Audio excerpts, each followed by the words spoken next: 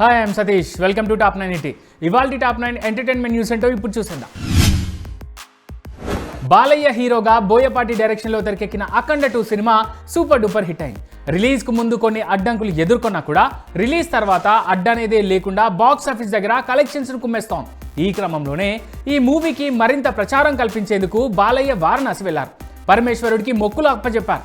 నిజానికి ఈ సినిమాకి సంబంధించి కాశీలో ఒక ప్రీ రిలీజ్ ఈవెంట్ని నిర్వహించి ఉత్తరప్రదేశ్ ముఖ్యమంత్రి యోగి ఆదిత్యనాథ్ను ఆహ్వానించాలని బాలయ్య తొలుత భావించారు. అయితే పలు కారణాలతో అలా చేయలేకపోయారు. ఈ క్రమంలోనే బాలయ్య మరోసారి కాశీ వెళ్లారు. సినిమాలో అఘోరా పాత్ర పోషించిన నేపథ్యంలో అక్కడి అఘోరా సాధువులతో బాలయ్య భేటీ వార్తలు రావడం ప్రాధాన్యత సంతరించుకుంది. ప్రజా రవాణా విమానాల్లో కాకుండా ఎక్కువగా ప్రైవేట్ జెట్లోనే ప్రభాస్ ట్రావెల్ చేస్తారనే కామెంట్ ఉంది. ప్రభాస్ అడగడంతో ప్రొడ్యూసర్లు జెట్ను సమకూరుస్తారన్న రూమర్ కూడా ఉంది. అయితే ఇదంతా తప్పని ఆయన నియర్ అండ్ డియర్స్ నుంచి వినిపిస్తున్న మాట. పాన్ ఇండియా రేంజ్ సినిమాలు చేసే ప్రభాస్ తన సినిమాల కోసం ప్రత్యేక గెటప్లను మెయింటైన్ చేస్తుంటాడు. ఆ లుక్ లీక్ కాకుండా ఉండేందుకే ప్రైవేట్ జెట్లలో ప్రయాణం చేస్తాడని, అందులోనూ ప్రభాస్ది బిజీ షెడ్యూల్ కావడం వల్ల జెట్లో అయితే కాస్త సేద తీరే అవకాశం దొరుకుతుందని, అందుకే డార్లింగ్ ప్రైవేట్ జెట్స్నే ప్రిఫర్ చేస్తాడని వారంటున్నారు. దర్శకుడు రామ్ గోపాల్ వర్మ దురంధర్ మూవీ టీంను అభినందించారు. ఈ సినిమా నుంచి ఫిల్మ్ మేకర్స్ నేర్చుకోవాల్సిన పాఠాలు అంటూ 9 పాయింట్స్ను తన ఎక్స్ ఖాతాలో పోస్ట్ చేశారు. ఈ సినిమా సక్సెస్ ఇండస్ట్రీ మరింత ఎదగాలన్న వార్నింగ్ లాంటిదన్నారు. అఖండ 2 రిలీజ్ ఆఖరి నిమిషంలో ఆగిపోయిన ఘటనపై సంగీత దర్శకుడు తమన్ స్పందించారు. విడుదల వాయిదా పడడం వల్ల యూనిట్ అంతా మానసికంగా నలిగిపోయిందన్నారు. ఈ మధ్య కాలంలో ఓ పెద్ద సినిమా రిలీజ్ అవుతుందంటే సోషల్ మీడియాలో నెగిటివ్ ప్రచారం జరుగుతుందన్నారు. ఆ పద్ధతి మారి అంతా ఒక్కటే అన్నట్టు కలిసి ఉండాలన్నారు తమన్. మణిశంకర వరప్రసాద్ గారు టీం కౌంట్ డౌన్ స్టార్ట్ చేసింది. రిలీజ్కు మరో 25 రోజులు మాత్రమే ఉండడంతో ప్రమోషన్స్లో స్పీడ్ పెంచింది. షూటింగ్ సందర్భంగా జరిగిన ఫన్నీ ఇన్సిడెంట్స్తో మేకింగ్ టీజర్ను రిలీజ్ చేసింది. అనిల్ రావిపూడి దర్శకత్వంలో చిరంజీవి, నయనతార జంటగా తెరకెక్కిన మణిశంకర వరప్రసాద్ గారు జనవరి 12న రిలీజ్ కానుంది.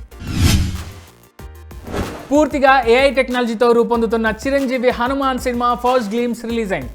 హనుమాన్ క్యారెక్టర్ను రివీల్ చేయకుండా ఆయన బలం, వేగం చూపించేలా టీజర్ను డిజైన్ చేశారు మేకర్స్.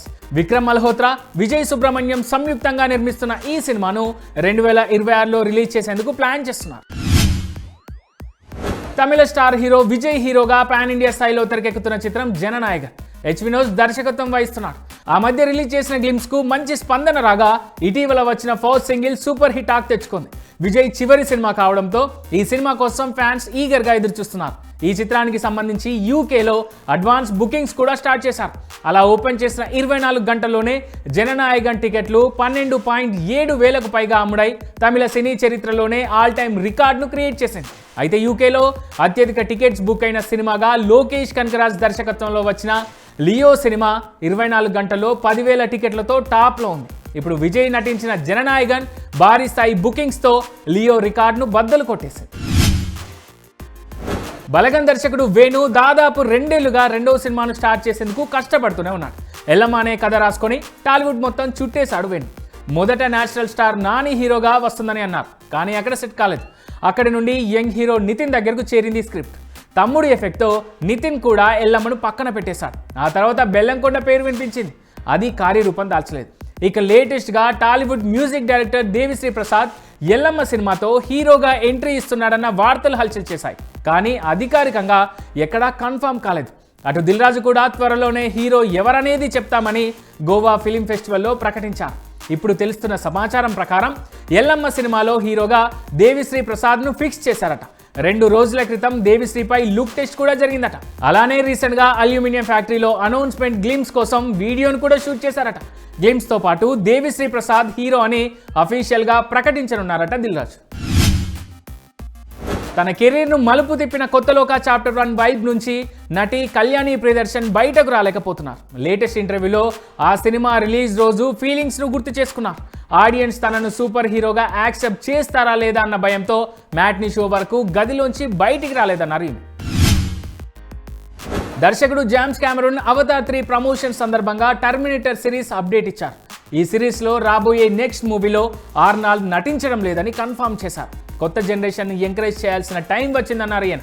ఆర్నాల్డ్ చివరగా 2019లో రిలీజ్ అయిన టర్మినేటర్ డార్క్ ఫేట్ మూవీలో T-800 క్యారెక్టర్లో కనిపించారు.